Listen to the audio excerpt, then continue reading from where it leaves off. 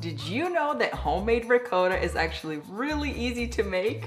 That's what we're gonna be doing today. So I'm gonna make ricotta cheese in the Instant Pot using just 2 ingredients, milk and lemon juice, and that's it.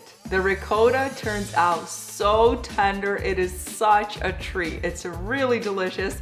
We love it and we use it in so many different recipes. I also use it interchangeably with farmer's cheese, which is in a ton of Slavic recipes, and it's a favorite in my house. My family loves it. We use it all the time. You can make this recipe on the stove top just using a big heavy duty pot. I have all those instructions and details on my website, so you can check that out as well. I really like using the Instant Pot because it makes the process a lot simpler and the milk doesn't scorch or boil over like it does a lot more often on the stovetop. You need to have an Instant Pot that has the yogurt setting on it. That's gonna make it much more streamlined and easy. Otherwise, you're gonna have to use the saute button. You need a thermometer and all of that. I highly recommend that you use whole milk because if you use lower percentages like reduced fat, fat-free, you're not gonna get as much ricotta cheese. It's not gonna be as creamy. I have not tried using this with almond milk or whatever, any other kind of milk besides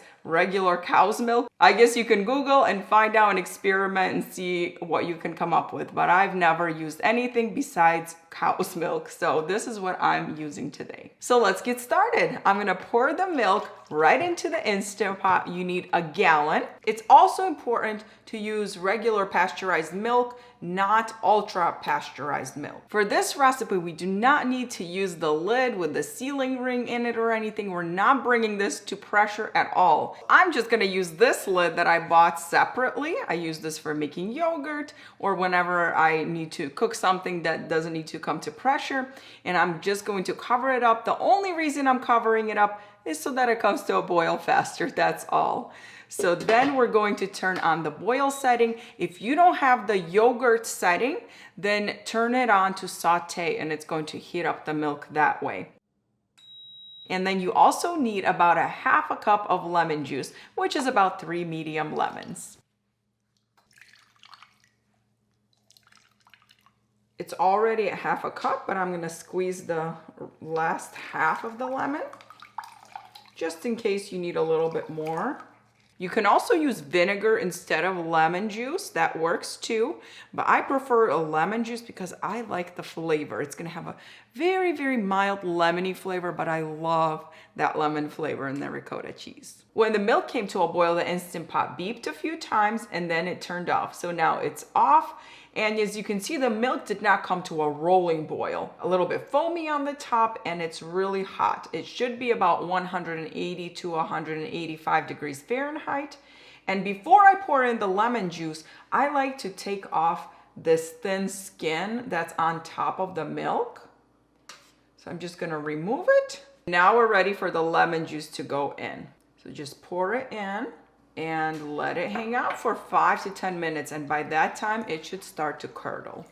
If the milk does not turn into curds, add a little bit more lemon juice or vinegar. Add about a tablespoon at a time, then let it stand for a few more minutes. And at that point, it should curdle. If the milk is still milky white and not that translucent, cloudy whey consistency, then you need to heat it up even more. So as you can see, the milk has started to curdle, but it's not curdled all the way. It's just very lightly curdled. And it's very important while you're waiting for it to curdle all the way to be very gentle when you're stirring.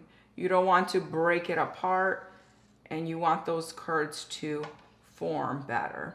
And right here next to me, I have a large bowl and I placed a fine mesh sieve lined with a cheesecloth, and I'm going to gently scoop out the curds and place it in here. I'm using a slotted spoon to scoop out the ricotta cheese because that helps to drain some of that whey. But you can just use a large spoon too. And the longer you let it stand, the drier the consistency will be, so that really depends on what you're looking for. Farmer's cheese has a much drier texture usually, so if I want something for recipes where I need a drier texture, I'll let it drain longer. And then once you let it drain as much as you want to, just put it in a storage container and store it in your refrigerator for about a week and a half. The whey that's left over for making ricotta cheese, you can use that in bread recipes or crepes. That's what I usually use it for. So instead of using milk or water, just use the whey in place of that, and it makes perfect crepes. So that's a good way to use it up.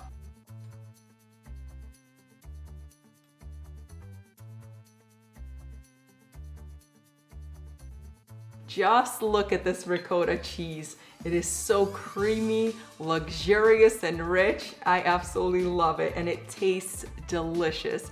It's not like store-bought. The store-bought one is a lot grainier and really clumpy, so this is amazing. It's such a treat, and I love how tender it is. Thanks for watching, and I hope you give homemade ricotta cheese a try. From 1 gallon of milk, you're gonna get about 4 cups of ricotta cheese. Now that depends on the type of milk you use, of course. So like I said, if you use whole milk, you're gonna get more ricotta than if you use reduced fat or fat-free milk. I store it in these storage containers in my refrigerator for about a week and a half. As you can see, there's a little bit of whey here. I like the texture to be not all the way completely dry because I think it's a lot more tender this way.